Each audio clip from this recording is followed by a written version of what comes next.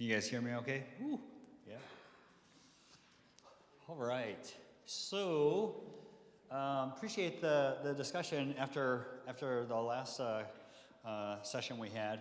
Certainly want to also do this. This one, though, I want to kind of give a little bit of a warning, too. We're going to go through some statistics. I did some research, actually, specifically for North Dakota. That's also why I didn't want to have children in here for this session. And we're going to talk about specifically this sense that the kids have around the sky is falling. You remember that from Chicken Little, right? Where they run around, the sky is falling, but obviously the sky isn't falling.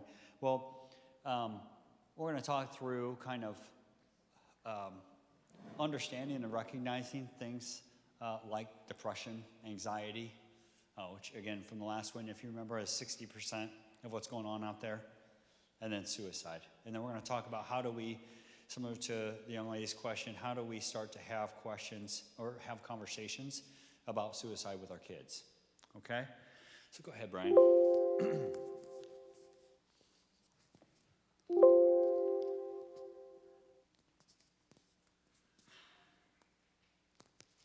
So here's some quick stats. I won't read all of this information to you. And by the way, I'm going to send this to Pastor Steve, and he'll be able to provide this to folks if you would like this information, so you don't have to try to absorb it all and remember it all, because it's a lot. But just real quick, did you know 1 out of every 5 Americans, regardless of our age, are going to have a major depressive episode in our life? Right? That's almost 2 out of 5 these days. Over 25% of kids that are 10 to 18 have been treated already for depression. Here in a little bit, though, what we're finding is something that's really even more mysterious than that number. But you see at the bottom, over 50% of people in general, not only kids, that have been diagnosed or treated for anxiety also suffer from depression. That combination seems to be one of the biggest driving forces that lead people towards suicidal thought. 47,000 people died last year, right, out of from suicide. Do you know how many homicides we had in America? 30,000, right? Did you know in America, this isn't a political anything, you know, these days there's this big debate over like gun violence and mass shootings and things like that. Did you know that out of all of the deaths by a firearm in the United States, do you know that 2 out of 3 of them occur as a result of a suicide? It's not homicide. It's not mass shootings. Our problem as a society is that we're taking our own lives with the weapons or with the firearms, not that we're taking other people's lives. Suicide is almost twice as likely to happen in rural areas like Nebraska, North Dakota. We're going to talk again about some specific stuff as I was researching this a little bit. Go ahead, Brian. So again, for this generation, iGen, from 2007 to 2012, and I just want to point out that from 2010, the data is showing, right, from 2002 to 2012, I mean, things just went right off a cliff. What happened in 2010 and to 2012? What invention became prevalent? The smartphone, right? We're going to talk a little bit about that. I know Corey is talking about that over there for sure. But there is an absolute difference in the statistics around depression, anxiety, and suicide that started in 2010 and started really rolling down the hill in 2012 and is worse than any time in recorded history by 2017, right? It's increased by the suicidal thought is increased by 73%, as we mentioned before. So what I do with the kids in school is I have them all raise their hand. Remember that question I asked you earlier? How many of you have a family member or somewhere in your family tree that someone has cancer? And you know, they all raise their hand, right? And then I tell them that we are on pace for greater numbers of impact from suicide. And before that they have their own families, right? If I'm still teaching and still asking that question, everyone in the class will raise their hand and they will have somebody in their family, somewhere in the family tree, that has completed suicide at the rate that we're going. That's going to happen in the next 5 to 10 years. Isn't that crazy? More teenagers, young adults die from suicide than from, this is what I was referring to earlier, cancer, heart disease, AIDS, birth defects, stroke, pneumonia, influenza, chronic lung disease combined. So it's not just beating cancer now. Now, this isn't anything, again, my sister passed away from cancer, so this is no put down of anything to do with cancer research, because she had childhood cancer, and I'm so thankful for the life that she had until she passed away.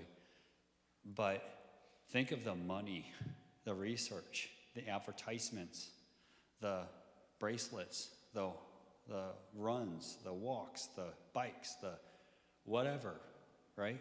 For cancer research, especially for child cancer research, right? Suicide is beating that, and beating it by a long, long ways now. It is an epidemic out there. And so for us as a society, and I know that I'm preaching to the choir a little bit, but for us as a society, man, we've got to figure out how we can start bringing some awareness, right? And some preventative measures to stop it. Because, you know, if there was a disease that was killing our kids, right, we would invest whatever we could do to save them. This is a disease that's killing our kids, right? Yeah. Some of it stems from the fear of talking about it, just simply talking about it. Yeah, some of it is. I think it you know, and again, there's, I want to be careful because there's not that simple answer for us, but I mean, it really goes back to they are so inundated with so many different messages that they have no idea how to filter through. That what comes out on the other side is a whole bunch of overwhelmed and they don't even know where to begin. And by the time they actually start to feel things and identify that they're feeling things, I mean, it's almost like it's a runaway train at that point. You know what I mean? Yeah. So 54%, this is the stat that I was talking about earlier, 54%, and by the way, not only for children, but for adults too. I think for adults, actually, it's 55%, so just a tick higher, have never been diagnosed. Right? So just think about that for a second. So for all those stats that I just showed about, here's how many kids, greater than 25%, have been diagnosed and treated for depression and anxiety. Right? 73% have increased with their suicidal thought. But the people that actually commit suicide, 54% of them have never been diagnosed with depression, anxiety, or anything else, and never been treated. So the question, of course, is how do you know? If the majority of people that actually complete suicide, they're not in treatment. They're not going to a counselor, right? And they're not crazy. I mean that in a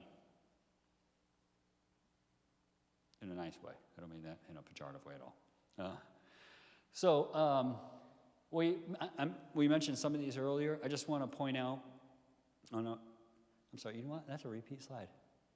Go ahead, Brian. Thanks. So let's talk a little bit about the depression cycle. One thing I want to point out, you see the arrows that are going, but you see how there's a point on both ends of every one of those connecting points?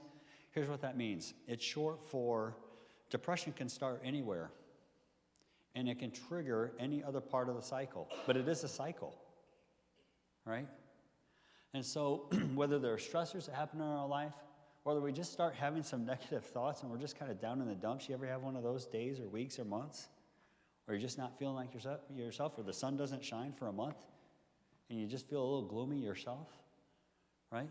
Whether they're behaviors of social withdrawal or there's decreasing activities, physical problems, maybe you don't feel good. I don't know about you, but when I don't feel good, I get a little grumpy. When I'm tired, I get a little grumpy. When I'm hungry, I get a little grumpy, right? So do our kids. And what it can do is it can start off this cycle for us. And one feeds into the other. So I have a gloomy day, and then my friend can't come over, or I can't do something socially that I wanted to do. I get my grade back from my teacher, and I got a C, and I thought that I did well on that, or better than a C, right? So my mom and dad talk to me about my C, and they're not real happy about that either, right? And then I think about all my homework I got to do, and I think about all the things that I'm responsible for, and this pressure and expectation that I'm feeling, and I already feel like a failure, and I didn't even feel good because, the sun wasn't up, and I don't even know why. I can't even tell you. What's bothering you? I don't know. And I'm telling you the truth. And what ends up happening then is I isolate. Well, you know what I'll do? I'll just avoid. I don't want to have conversations with Dad about my grades. I don't want to be rejected by my friends. I don't want to be in a situation where I have to worry about one more thing because I've been worrying about 25 things. So I'll just sit in my room, watch YouTube. You know what I mean? Watch whatever it is the kids watch, right? And I'll just keep going and going, and I'll just lay in bed, and my mind will just go and go and go. You ever have that? You can't get to sleep. You're not thinking about anything in particular, but you're thinking about everything, right? Then you get up in the morning, and it's too early, and you're tired, so that just keeps the cycle going a little bit longer. That's depression. One of the first things that I ask kids when they sit down and they start talking to me about what's going on is I ask them, you see on the right it talks about physical symptoms or problems. Those are called vegetative symptoms. I mean, ask your kids, are you having trouble getting to sleep? Are you having trouble getting up? Are you eating too much? Are you not eating enough? Like you don't have an appetite? Is it tough to concentrate on your homework? Right? Those vegetative symptoms are real things around depression. And they might not be able to tell you, I'm sad. They might not feel sad. I'm irritated. They might not feel irritated. But the way God wired us, our bodies will tell us oftentimes what's going on with us emotionally. And that's one of the ways it does it. Having trouble sleeping for a period of, a couple of weeks, my guess is there might be some depression going on. Doesn't mean it's the end of the world. You need to run to your doctor and get a medication for it. But to be aware that that's what's happening, right?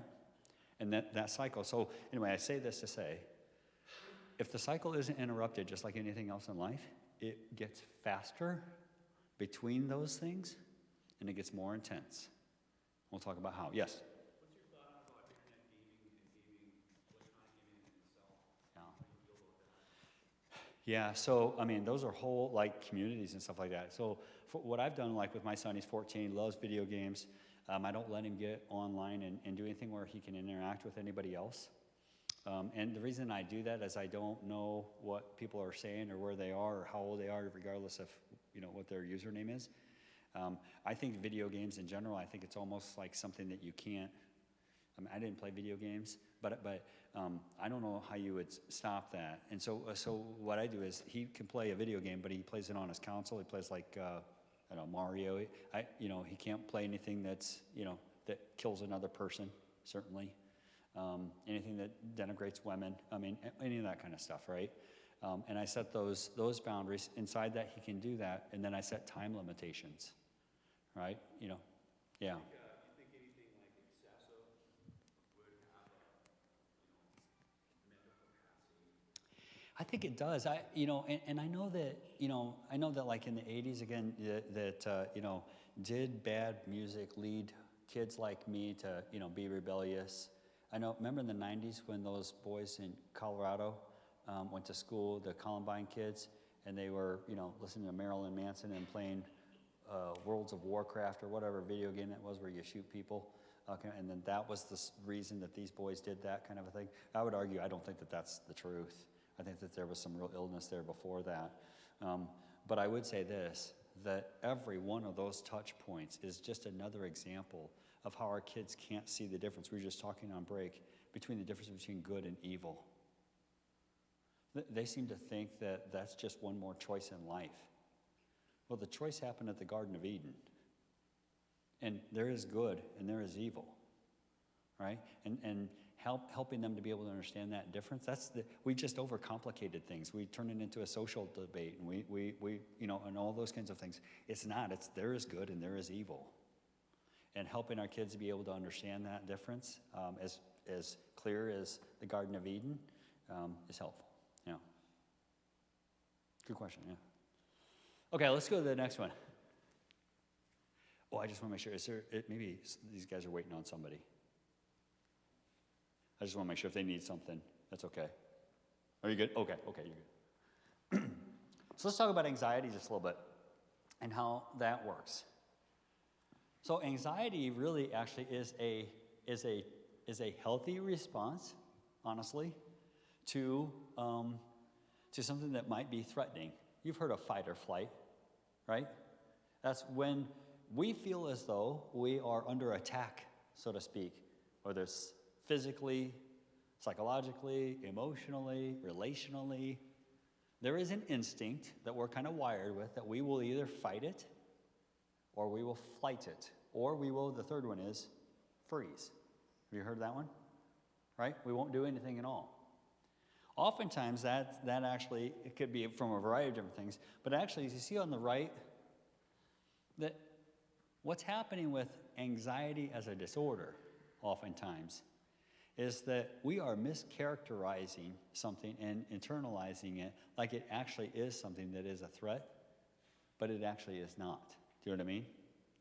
We're having a hard time more and more as separating, that maybe goes back to the video game thing, separating our reality, right, and what is true and what is not, and what is our perception. The internet really does that to us in a large way, and especially when you're younger, and again, you don't have the life wisdom to be able to do that. You think everything you see is true. Remember that when you were a kid? If you read something, if you saw something, you thought it was true, right? I thought you could get a spaceship and fly to another planet when I watched Star Wars. That's not real, right? But what we're doing is apply that then to real life things. Like, are you good enough? Are you smart enough? Are you pretty enough? Are you the right body type? Are you athletic enough? Are you A, B, C? How do you stack up? And if you apply that beyond Star Wars to how I feel about myself, I will start to panic if I believe that to be true. I'm not good enough. I'm never maybe going to be good enough. I'm always going to feel inadequate. I'm always going to feel insecure. Well, that'd make anybody panic, which only makes me fear more, right? Which only gives the sense that it validates. You know what? I should have been anxious about that. I should have freaked out about that.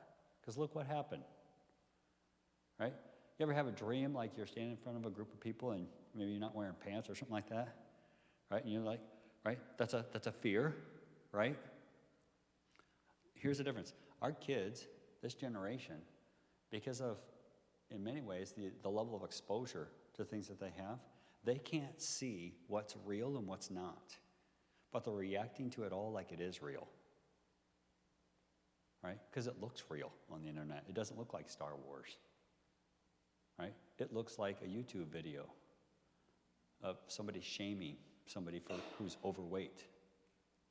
It looks like people even taking positive photos of themselves and their meals and their shoes and their haircut and their whatever it is, and demonstrating that this is the perfect picture of what you need to be. And if you're not good enough. And people are starting to panic. And then they're reacting out of that reality. It's not real. You ever watch those videos of like people that do that? They take a picture of their food and they take a picture of they're going to go out tonight with their friends and blah, blah, blah, blah. There's several of these videos online, right? And then what they do is after they've posted it and they've live streamed themselves making this super healthy dinner, right? They put down their phone and they take off all their fancy stuff and they go back to bed. And the whole picture is that they've actually been in bed for the last week. And it goes back to them videotaping themselves, making themselves look as though they're living a life that they're not. See what I mean? Did you know that for our kids that are 12, over the age of 12, do you know how many different social media characters, so to speak, that they have on average. They have 5 different identities on average from the age of 12 to 24. They don't even know who they are. And they're out there just kind of pretending. And you think to yourself, well, now how is that even possible? I'm telling you, if that's the average, there are people that have a lot more than 5. And what they do is that they take a picture. My name is Kim. I live in Lincoln, Nebraska. I go to this high school. I play sports or I don't play sports. Here's my real one, connected to all those people. And then I just changed my name over here and a different email address. No one would ever be able to find me. And I befriend people that are in North Dakota, wherever else. Or I'm interested in whatever I'm interested in. And I join one of those communities, but they never know my name. And I create this persona. That's the word I was looking for. 5 different personas on average that kids 12 and older are putting on social media to present themselves to the world. They're panicking. See what I mean? Let's go to the next slide, Brian. What happens is the more that we think and the more that we feel about particular things, right? And aspects about our life, and we believe them to be true, the more entrenched we become. I tell our kids, the students at Concordia, and I was just saying on the break, it's so funny to see their faces, but I tell them one of the biggest mistakes you can make in life is to believe everything that you think and you feel about yourself. Because half of it is half-baked. Do you know what I mean? Half of it is a lie. Half of it is a trick, right? Not every thought and feeling that we have even about ourselves is even based in reality. How many times have we done that to ourselves? We thought something, good, bad, or somewhere in the middle, and then 2 weeks later we're like, that's kind of dumb to think that, right? I don't know. I overreacted. Do you know what I mean? That's not how I actually feel. That's not who I really am. You ever say something and wish you could catch it and put it back in your mouth? Because you're like, that doesn't actually represent how I really feel about something, right? Well, we're adults, and we still make those mistakes. Kids are doing that, and what's ended up happening is if I took us out into, a grassy area out here and we all walked in a circle, right, we would start to make the grass look like that. But if we walked in a circle for the next 15 years like that, that would be a trench, right? And be awfully difficult for us to just walk out of. That's what's happening to people psychologically. There are people walking around in a circle years and years and years and years of thought, right, and feeling about themselves. And it's not just as easy as, hey, dude, just get out of the line. Just stop walking in your circle. If you're in a trench outside that's as high as your chest, you can't just stop walking in the trench. It's a whole lot of effort to get out of that trench, and you might even need some help to get out of that trench. And that's what's really happening for us. Let's go to the next one, Brian. I wonder how many times I put that slide on there. So here's North Dakota. So did you know in North Dakota, and I referenced in another slide, maybe it's the next one. Maybe I didn't move it over. I apologize. But in the Grand Forks newspaper, is it Herald? And the Bismarck Tribune, in the last year, they've done articles. So North Dakota, unfortunately, leads the nation in the highest increase of suicide rate in the United States. North Dakota has the second highest youth suicide rate in the United States, only second to Montana, which is, of course, next door.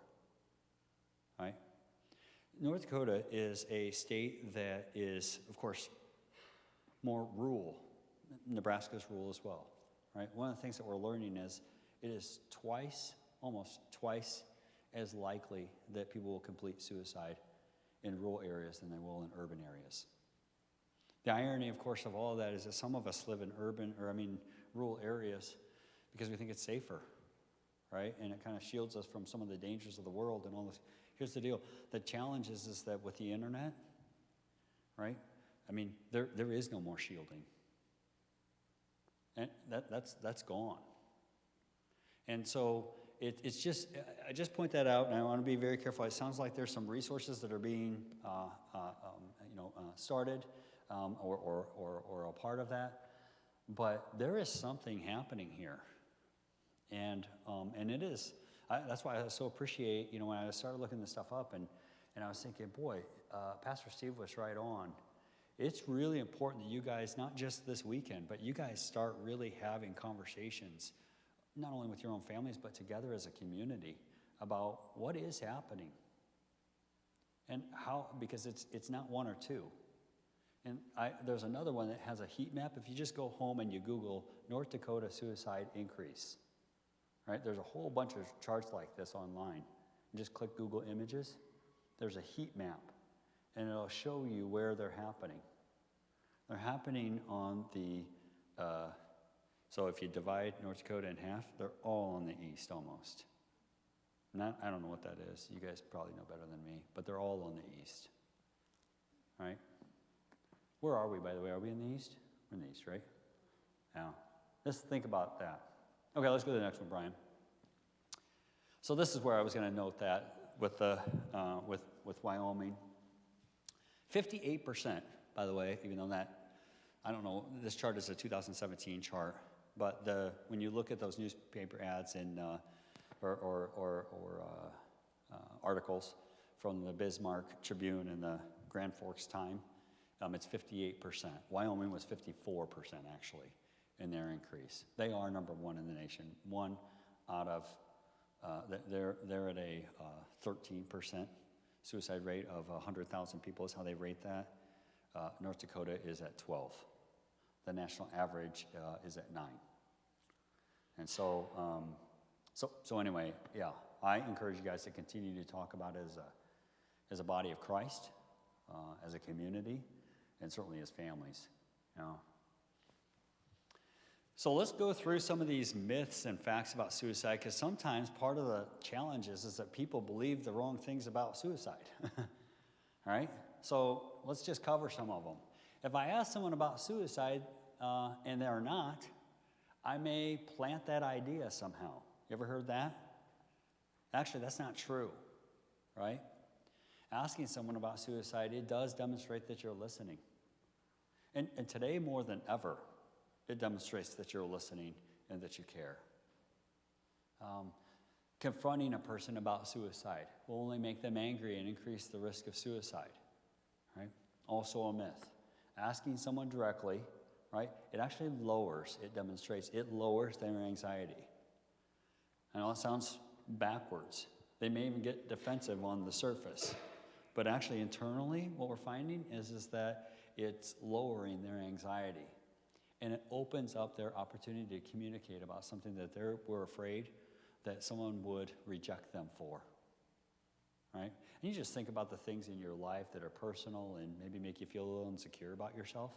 And you're like, dude, I hope I never have to talk to somebody about how I feel about myself in that area. Suicide is one of those things. Talking about it and inviting people to talk about it actually helps. It doesn't hurt. Only experts, I'm no expert, but only experts can save people from suicide. That's, it really is all of our business. And any of us can help prevent. Let me give you an example. So there's this lady that I know. She is part of the people she was a part of the group that was a coalition that developed the Nebraska-specific suicide hotline. And so she's been in mental health services, in terms of as a director and grant writer and all those kind of things for years and years and years and years, right? And so what she found out when her daughter went to college, she came back and she was talking about kind of what was going on the suicide hotline with her.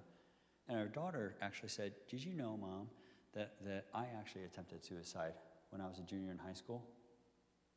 And when you talked to me a little bit about kind of what you were doing, just the principles of why you were working towards the suicide hotline, it probably saved my life.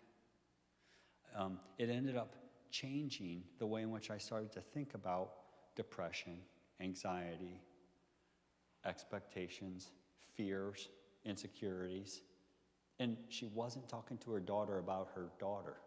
She was talking to her daughter about what she was doing at work. See what I mean? Talking about it is helpful. Let's go to the next one. Suicidal people keep their plans to themselves. That is definitely not true. I was telling Corey this morning, I worked with this lady. Her husband was I better not do that, is a Lincoln police officer. And I've worked with her on and off, over different projects for the last several years. Anyway, their 10-year-old son found his firearm on the coffee table, and he shot himself and killed himself last year. And so I didn't realize that it was death by suicide until she called me a couple weeks after his death, and she said, "Hey, Kim, can we go grab a cup of coffee? I'd really like to talk to you about my son." I was all prepared to talk about grief and loss of your child, which, by the way, is the number one stressor of all of life. They rank those, right? Death of your own child is number one by a long, long ways. Anyway, so I was prepared to start talking about that, and then she started talking to me about suicide. And I just asked her, "How do you know? I mean, he's 10 years old. How did you know, right?" And she said, "He talked about it. A week before he did that, he said, 'My life is terrible. Nobody likes me. Nobody cares about me. I might as well blow my head off.'" At 10 years old. And a week later, when she heard that, she just thought, "You've been watching too much TV," right? That sounds a little bit dramatic for having a bad day. You're 10 years old, right? That's what she was thinking. Man, I got to tell you, and I told her, I don't blame you. I think that's probably what my response would have been. Let's calm down there, buddy. We're going to be okay. You're 10, after all. Your mom still does your laundry. You can't figure out how to put your socks away. Let's not be talking about blowing our heads off. I think that's kind of what I would have said, honestly. People that are serious about it talk about their plan. They do talk about it. And oftentimes what you'll do is you'll hear from survivors. And what I mean by that is that the family is really the survivors of suicide. We all become victims of that. And they'll say, "You know what? He did say, she did talk about that. I just didn't know that's what they were really saying. I didn't know they really meant it." But they were talking about it. Those who talk about suicide don't do it. Again, that's a myth. It is a warning sign. Once a person decides to complete suicide, I've heard this before, you can't stop people that want to kill themselves, Kim. They're either going to do it. Well, I don't stop anything, by the way. Do you know what I mean? Unless you're going to reach inside somebody's head or their heart. I can't change that. That's not what we do, right? As people, that's not how God built us to do. So, no, I can't stop it. But I can be a part of an intervention that can help them to be able to, and it can be as simple as just having that conversation with people and asking people directly about it. And I do ask people directly, have you ever thought about taking your own life? Have you ever thought about, have you ever wanted to go to sleep and never wake up? Right? Those kinds of things. You can see on people's faces immediately that they're like, "Oh my gosh, I can't believe you had the guts to ask me that." You know what I mean? It takes some guts to ask that. It is the most preventable kind of death, right? And oftentimes, right, there is this episode of crisis happening in their life. There is this situation. There is this impulsivity, right, that leads people to do that. Very few people, actually, that complete suicide are, while they have a plan, it's actually a pretty short window of time from the time that they think about it to the time that they try it. Which tells you that maybe if they could get over that short period of time, they might be okay. You ever been in a situation where it's financial or at your job or in a relationship and you think to yourself, "Oh my gosh, this is the end of the world. I have blown it. This is terrible. There's no way out. I'm gonna whatever," kind of a thing. And like a week, 2 weeks pass by and you're like, things will be okay. And your whole attitude and outlook about that same problem, even though that hasn't changed, you have. Suicide works the same way. Having those conversations in that short window of time can help save somebody's life. So when people start to talk about that stuff, realize, man, the clock is now ticking. And it's a very short clock. Go ahead and start talking now, asking those questions now. Because I don't know how long everybody's clock is. See what I mean? Go ahead, Brian. So there are 3 different kinds of clues. There are verbal clues, there are behavioral clues, there are situational clues that we're going to go over real quick so that you can start to see. And again, going back to what we talked about with North Dakota, I would encourage you guys, maybe as a church even, to start thinking about how you can help educate more and more people about these things, right? But people do talk about it, but they don't necessarily say it directly. But things like, you'd be better off without me, I'm just such a burden, I don't want to be here anymore, nobody cares about me, nobody cares if I live or die, right? Again, sounds super dramatic, especially coming from a 10-year-old, right? But they may actually be telling you the truth about how they feel. Go ahead to the next one. Behaviorally, what ends up happening then? Well, number one, if there is anybody that you know that has ever attempted suicide, they are 3 times more likely. That is the number one by a long, long, long ways of being able to tell whether or not someone's going to attempt suicide again, as if they have in the past. Acquiring, of course, a weapon. I got a call from a pastor about somebody who had a weapon. And, and here's the thing, I mean, I'm so grateful that we had a chance to kind of talk, but his parents, I felt like, handled that perfectly and just making sure that they secured that firearm to begin with without having a conversation about depression, suicide, anxiety. What do you think you're doing? Wasn't that. Just give me the gun, man. Right? I mean, that is, I can't tell you, I've been in crisis like that before with people, and that's the first thing that I say. Please hand me the gun so we can have a conversation. I can't have a conversation because you're making me nervous with the gun in your hand, right? Cut right to it, right? Putting personal affairs in order, certainly if there's isolation, lack of a response, you see a mood change, they're more angry, they're more irritable. I don't know if you've ever watched any of the stuff again on those gentlemen from those kids from Columbine, and the mom of one of the boys talks about how just a couple of days, just 48 hours before that, and they had been planning it clearly for a long, long time, but you could tell that they really, now that we look back, they really weren't sure that they were going to follow through with their own evil plan, right? But the last 48 hours that he was in the house before that happened, he was super, super defensive, super, super irritable, super, super moody, right? He was telling her, he was trying to actually distance himself. It's a lot easier to do something bad if everybody's mad at you anyway. Do you know what I mean? You might even feel justified in doing it like, hey, I'm just going to stick it to you, kind of a thing, right? That's what he was doing. That's a sign. It's a warning sign. It doesn't mean that someone is suicidal necessarily, but it gives you an opportunity to start asking those questions. And then lastly, it's situational. Thank you, sir. So, whether it's trouble at school or trouble with their friends, bullying, I can't tell you how many times that I've talked to students, and these are 20-year-olds in college. They're not 12. And they talk about social media posts that aren't real, flattering about them. And they feel shamed. And they feel like it's going to live forever because everything on the internet does live forever. Right? One of the rising things that's happening in colleges these days is date rape. You know what I didn't even know that I knew that term.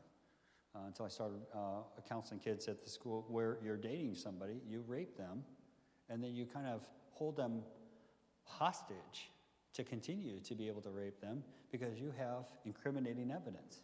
You just say things like, I'll just show your pictures to your parents.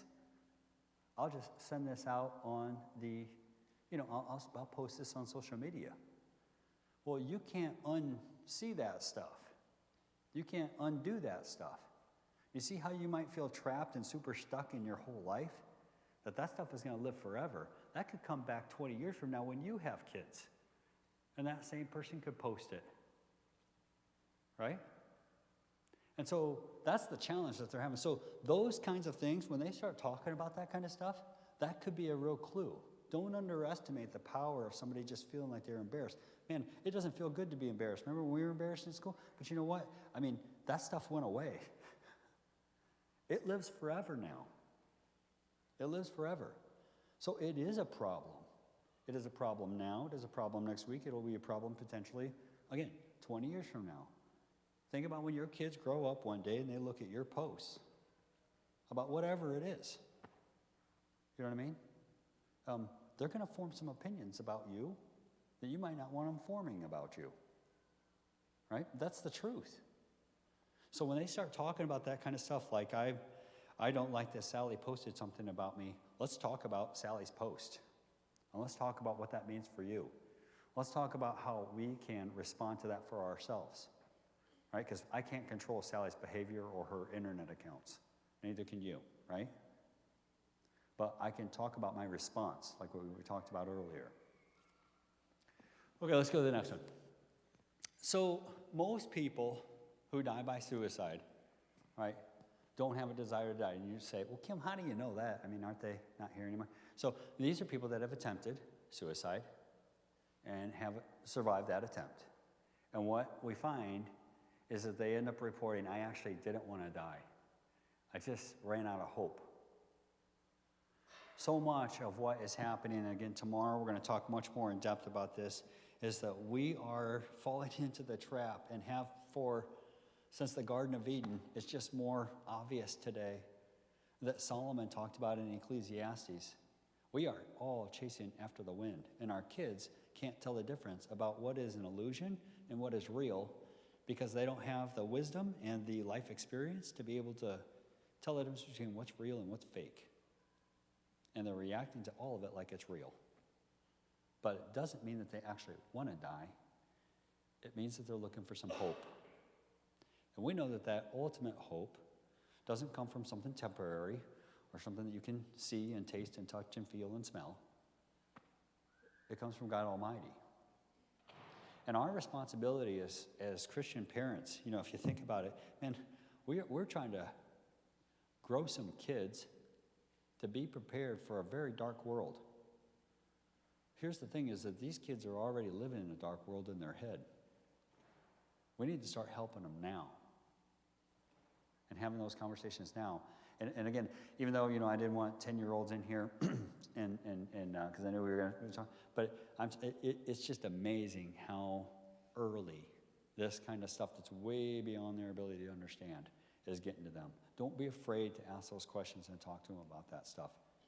You know? Click it one more time for me, Brian, please. Okay, let's do real quick. What time is it? Do's and don'ts, and then we'll talk. Pastor, you kick me off whenever you need to, okay? So here's some real quick do's and don'ts. Don't shame them. Don't tell them they're being dramatic, right? Be ready. Be prepared to ask questions. Practice with a friend, your spouse. If you think that conversation or conversations or questions that you need to ask your kids will be difficult, practice. Whether they're conversations about sex, drugs, and alcohol, or they're conversations about how they're feeling about themselves and their life, right? Practice if you need to. That's okay. There's no shame in that. Don't fall into the not my child syndrome. I'll tell you, that's one of my friend Megan that I was telling you about. That I think more than anything, I think that bothered her about the whole situation. I mean, other than the literal loss of her son and her child, but she never believed that would ever be anything. You know what I mean? He was a high excelling student for a 10-year-old. He seemed like a pretty happy kid. She was bummed that they were getting a divorce, but you know, right? She never thought that anywhere in her mind, you know what I mean? And again, she's a social worker.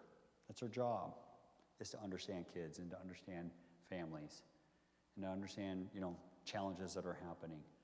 And she didn't see it in her own kid. Reach out for support, right, for your loved one, but also for yourself. I don't mind telling you, if my kids ever say that to me, There's no way that doesn't affect me. About how I feel about myself as a parent. Right? That's not an insecurity. That's a normal response. Some people, I heard this once, the saying once, we spend the first half of our life trying to figure out how to make our parents proud of us. And we spend the second half of our life trying to figure out how to make our kids proud of us. That's absolutely true.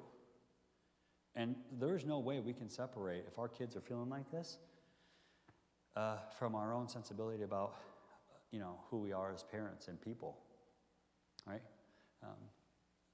Okay, whew, we made it. Good job, Brian, thank you. Questions or comments? I know that's a little heavy stuff, and again, Pastor, I told him that I'll be sharing this, of course, with you, and you can share it with whomever or however, so that way you guys wouldn't have to, but those kinds of things that we just went through about the myths and the facts and the do's and the don'ts and those kinds of things, the warning signs, that takes some practice.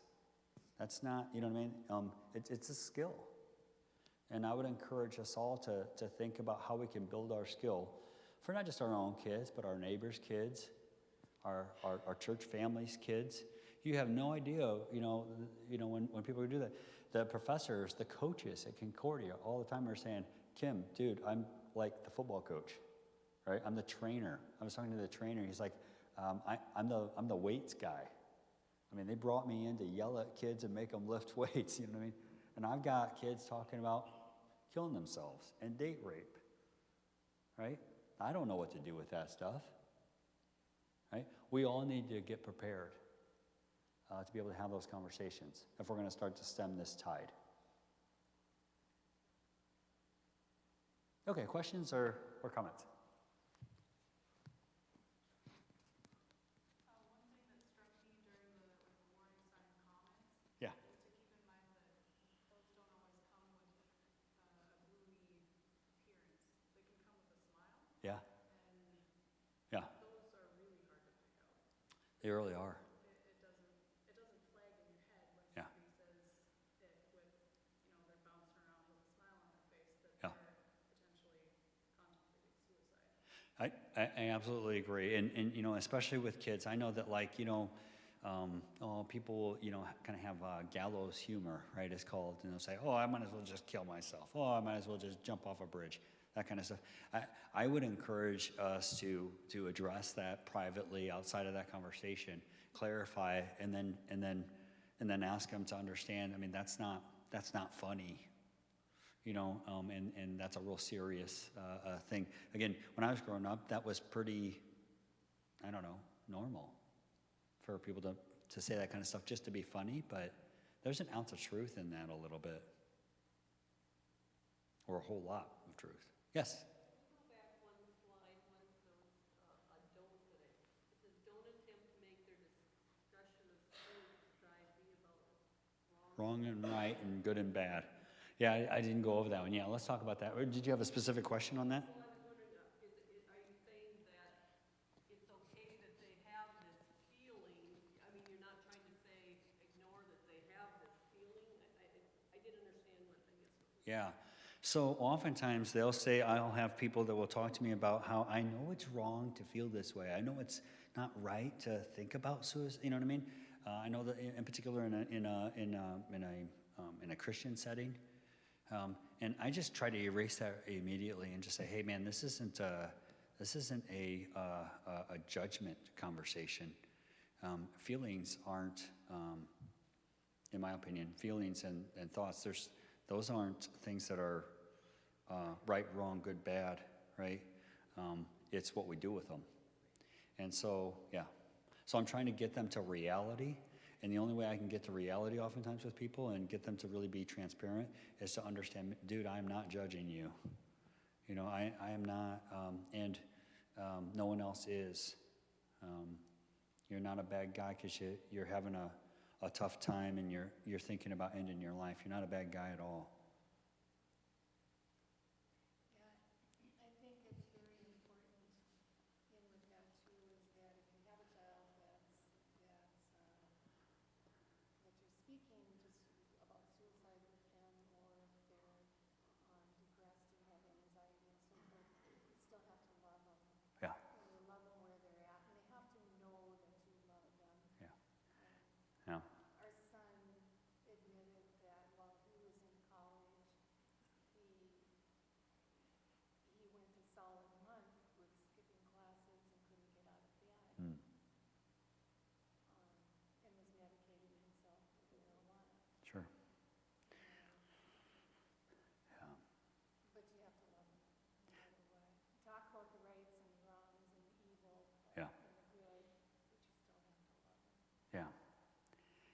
and be able to address, I mean, one of the biggest things that I always encourage parents when they're talking to their kids about how they're feeling is to kind of stay away from those kind of things. It's actually not the moment to teach them anyway.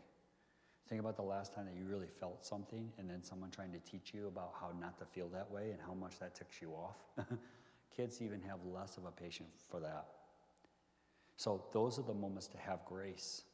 Those are the moments to have love. Those are the moments to have guidance in the right direction, not correction. It's not the time to do that because they'll hear it all wrong. You're right, but they'll hear it all wrong. And if people hear us wrong, they'll react to it wrongly. Sometimes we just forget that as parents because we have some emotions ourselves, don't we? We have sometimes some impulses, some insecurities, some vulnerabilities about ourselves as parents that we don't like to hear that kind of stuff out of our kids. And so we're actually reacting to ourselves and not to what they're saying. Yeah. That's tough, right? That's tough to admit, but it's true for all of us. We're, and that's why, tomorrow we'll definitely say this. I mean, it's not that Corey and I have it figured out all the way up here, 9 hours. And all last night, we were talking about how we don't have it figured out ourselves. He was asking me questions. I was asking him questions. This is pretty complicated stuff. You know what I mean? It really is. We don't have it figured out either. It's tough. How long do you let them watch a YouTube video or whatever, or isolate themselves in their room without starting to get worried? How long do you let them talk about things that are not real positive about what's going on in their life before you ask them questions like this, right? So is anything being, this evidence taking to people who are doing all the social media, the Facebook people, the Yeah. chat, all this stuff, Yeah. and how they're responding to what they have made all these apps? Oh, you mean like the creators of it? Yeah, I don't, it's just my personal opinion. The internet is our Tower of Babel. Do you remember that? Is that Genesis, Pastor? And, you know what that purpose was, if you think about it? It was, they all spoke one language. They're all one race. They all wanted to build something. And they said, God can't even stop us. I think the internet is our Babel. You don't have to speak Korean to speak to somebody in Korea. Do you know what I mean? Anymore. And I think that we are starting this sense that not even God can stop us, kind of a thing. And, I was telling the middle school or the high school boys last a couple weeks ago, I said, I am not a prophet by any means, and I can barely understand Revelation, I'll just admit fully. But the last time we had something where everyone could communicate, God intervened. In a very, very dramatic way, he intervened. That's how come I'm Asian and you're not. I mean, that's the truth. That is the truth. He intervened in a very big way, right? My guess is, and I don't know how long the Tower of Babel was being built and how long God didn't intervene. My guess is God's going to intervene. Because we're not going to stop ourselves. We never have. From the Garden of Eden forward, we never have stopped ourselves. Yeah. Are other countries seeing the same? They are. Here's the difference, though. I'll be honest with you. Yeah, here's the difference. So, yes, the suicide rates are going up worldwide. They are, especially since the advent of the internet. 2010, young people, it's fallen off a cliff in other areas. Here's the difference between the United States, and again, not political whatsoever. Our suicide rates are higher than any other industrial area or nation by a long, long ways. And again, the number one way in which people are choosing to do that is with a firearm. That is not a political statement whatsoever. It's just, there's a difference there. We aren't killing each other, we're killing ourselves. If you think about that, it seems like a very traumatic way, but for the person executing it, it's one of the least traumatic ways to commit suicide. Yeah.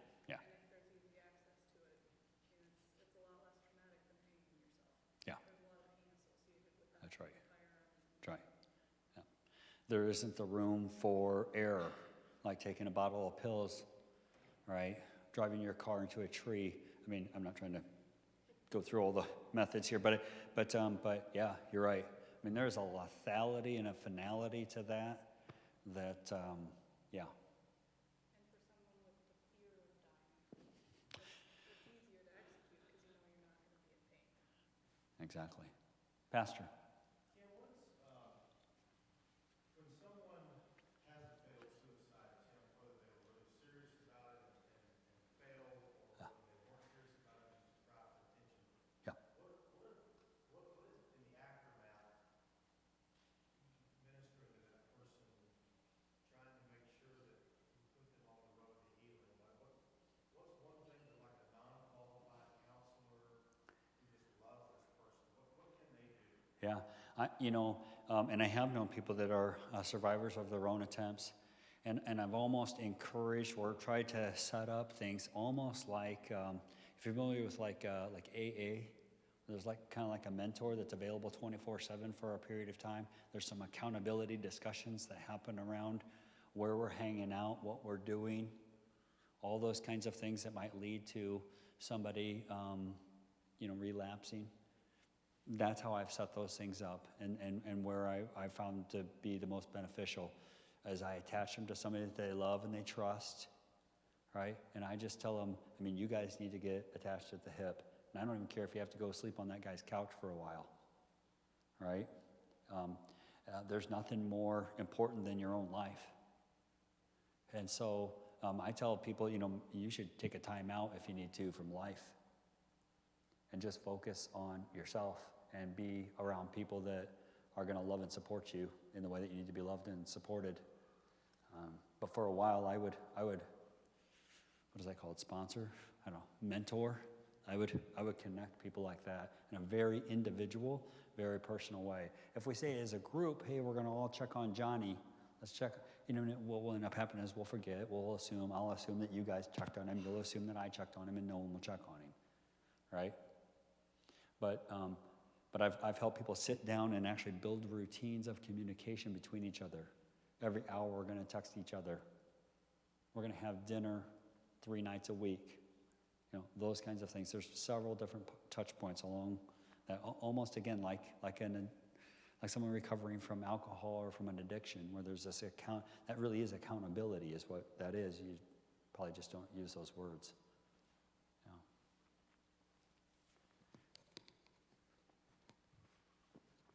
I promise I'm not going to go over a bunch tomorrow, Pastor. Yes, sir. For people who are considering suicide, are there stats out there that kind of indicate, like, who's the first person they're mostly likely to communicate that to? Is it a peer? Is it an adult, a parent, a teacher, a coach? I'm just thinking, like, Oh. we're going to educate our own teams on this. Yeah.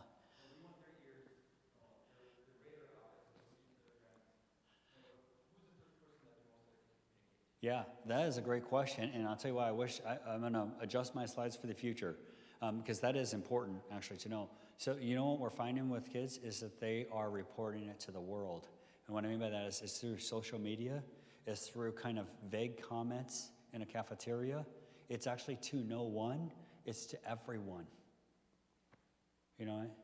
A few weeks ago, maybe it's been a couple months ago, there was a thing on social media around, I don't know his name, but he's on Saturday Night Live, and he posted something on his account that said, sometimes life isn't worth living, kind of a thing, and he just put it on his whatever account, kind of thing, and then there was all this rush to everything, to respond to him and respond back. That's the number one way that young people are doing it.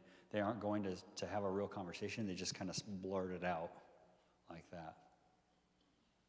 Yeah. What is actually, you said that kids are like more sensitive to things. Yeah. And what would be the driving factor behind that? And from the last generations to now, what's actually driving that?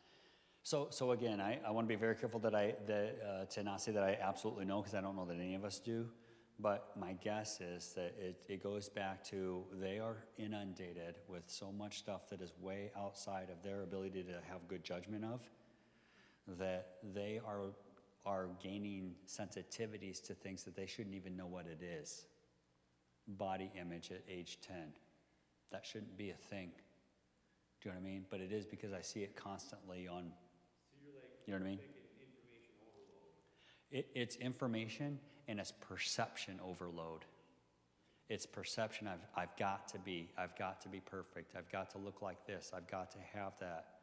I've got almost like commercials, but again, in commercials at least, there was a rating around commercials and what you could do and say and all those kind of things. Our kids are being manipulated, quite honestly. And again, it goes back to they don't know the difference between what's real. Sometimes I don't know. When you look at the internet, how do we know what's real, what's true, and what's not? But no matter what, we're going to form our own opinion and perception and then go act on it. But again, we have judgment, we have wisdom, we have life experience to draw upon to say, now wait a minute, that doesn't make sense to anything else that I know in life. They're just saying that because they feel this way. But when you're 10 years old, again, going back to the Star Wars analogy, you actually think there are spaceships that can fly, you know what I mean? But there's not. Well, there is now, but you see what I mean? I know that's a really weird way to answer that question, but that's the only thing I can think is my best guess. They are inundated with so much stuff that they are not ready for. And what that's leading to is this fear, this sensitivity around things that they shouldn't have been exposed to in the first place. Yes? It starts at such a young age too, like you say, like age 10, but the studies have shown that like infants, like if mom or dad have like anxiety and depression or stress Yes. or just respond differently, like those infants by like 6 months of age can respond differently. And Absolutely. you can see that like at that young of an age. There's no question about that. I mean, that there is a behavioral contagion, even outside of genetics, that, yeah, we act anxious, nervous, and worried, chances are so will our kids. Yeah. Yes?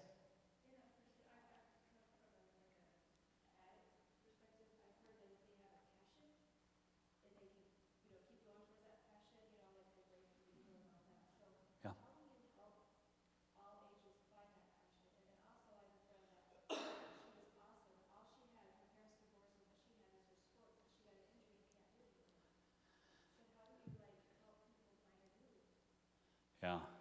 Yeah. So going back to the passion thing first, right?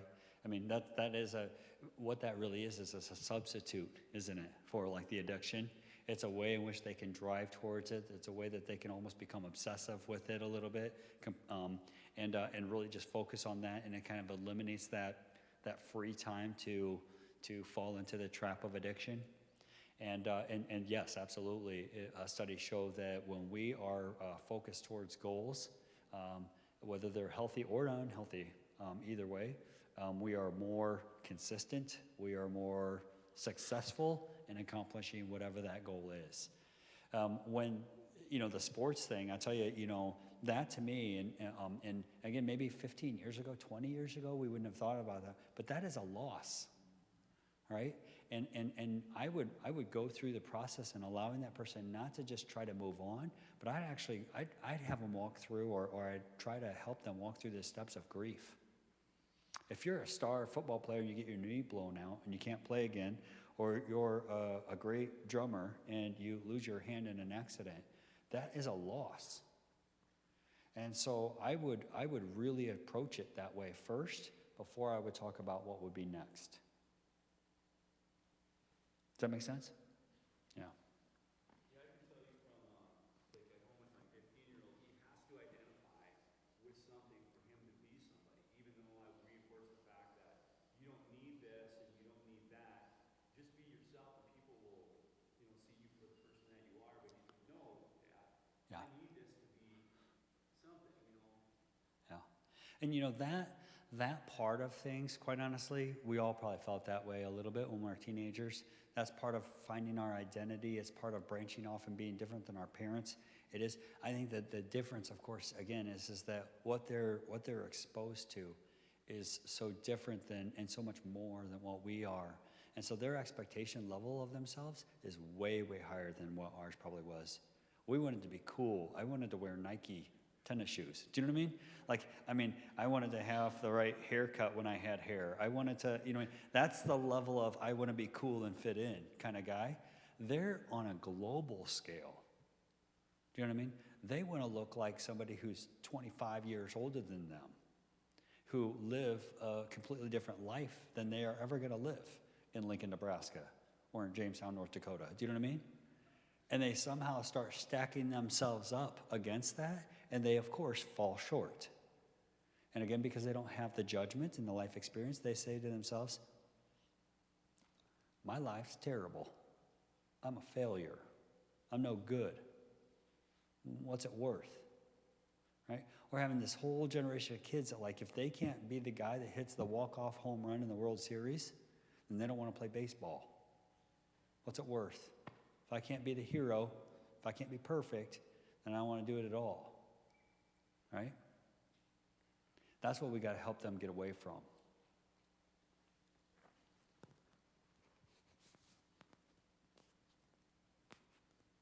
Corey's going along too, so I feel good about that, Pastor. I'm good with that. I promise I'm going to try to keep everybody on target tomorrow so we can go eat lunch. Any other questions, though, or comments? Yes? A lot of what you're talking about sounds like situational depression for these kids. Does that affect the brain the same way that like a clinical depression does,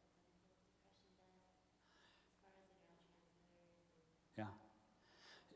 So it certainly can. It can be the same. It can kind of grow into the same. So clinical depression oftentimes could be things that there's a lot of different contributing factors like genetics, environment, life experience, those kinds of things, right? Predisposition to it. But you can have situational depression turn into full-blown clinical depression as well. What we know about the brain, and I was going to show this, but I wanted to kind of, try to keep our focus.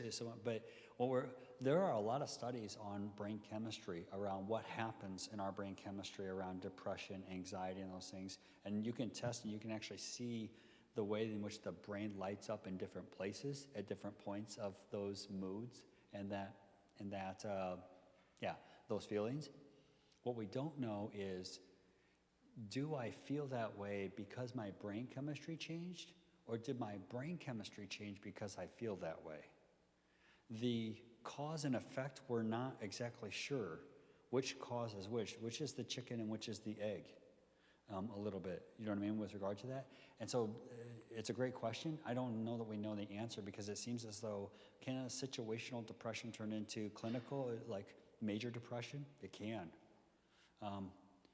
Can you just have clinical major depression? Yes, you can, without necessarily a situation happening. And sometimes that's the case. I've talked to people and they're like, Kim, things are good. I'm not depressed, but they have all the symptoms of depression.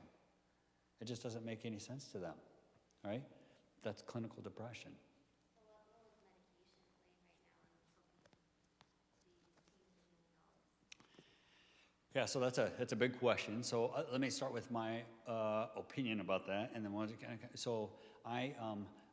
I think that medication, and I'm helping a couple of folks at my church back in Lincoln with this same question. I think A, it should be a very last resort, and B, it should be very temporary. I think any time that we introduce, especially with children, medications of any kind, from a psychoactive medication to to whatever medication, even antibiotics, I guess, at some level, right? We should take that very, very seriously, and they should be seen as something that helps us get to the next point, not as something that becomes a vehicle that we live in and ride in for the rest of our lives. That's not what necessarily is being shared out there in the medical community. It's kind of like if you need antidepressants, you always need antidepressants, kind of a thing. There's probably a whole lot of reasons for why that is, but in my opinion, that's not true. I see that as a bridge to allow people an opportunity to be able to do that. And again, I would see it as a last resort. So for example, this family that I'm working with, she's a freshman in high school, and I played checkers with her because her mom and dad were worried. She was real clear with me that she was suicidal. Real clear with me, real quick, that she was serious. And so I connected her with a female therapist. I just thought that would be a little bit more comfortable for her. a little bit and kind of followed up, and her dad, and then the clinician called me and said, hey, she's saying that she's, having a tough, she's on a scale of 1 to 10. She said she's a 9 consistently, but the dad is a little bit, hesitant around medications, right? So I talked to him and I just said, it's your right to do that, and it's okay. What if we did something that would be natural? So they did St. John's wort. I don't know if you guys have ever heard of that, but it's a natural thing. And so we started with that. They started with that first to be able to do that. She hasn't needed any other medication at that point past that, but that's where we started. But I understand what he was saying, and he should take that very seriously. She's 14 years old. You don't want her setting on this lifespan of, I need medications to make me feel better. Because what's going to happen in life, and it happens to all of us, there'll be periods when life really stinks. So then does that mean I need more medication? Yeah. So sorry, go ahead.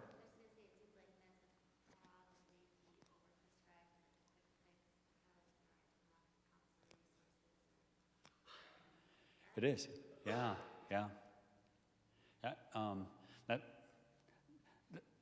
That's probably true even more in more rural areas like Nebraska and North Dakota. We have, 91 counties or something like that in Nebraska. Do you know, only a third of them even have a licensed guy in the county or girl? And I don't know what the stats here are in North Dakota, but my guess is there isn't even a licensed person per the county in the state. So it does make it tough if they show up at the ER with a psychiatric emergency or crisis. They're just going to give them medication because there isn't anybody to follow up with them. That's the challenge, yeah.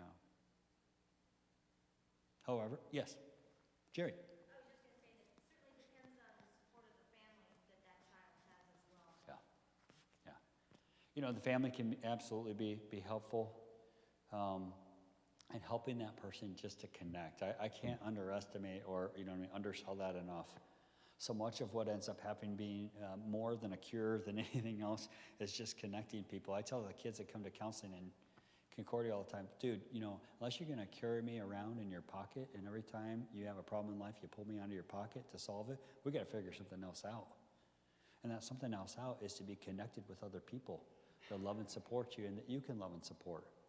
Part of the problem, too, is that we're a little bit obsessed. Go out and do something for somebody. Go out and think about somebody else's needs beyond your own. And I'm telling you, that whole adage is not an adage. When you start to think and invest in other people, you feel better about yourself.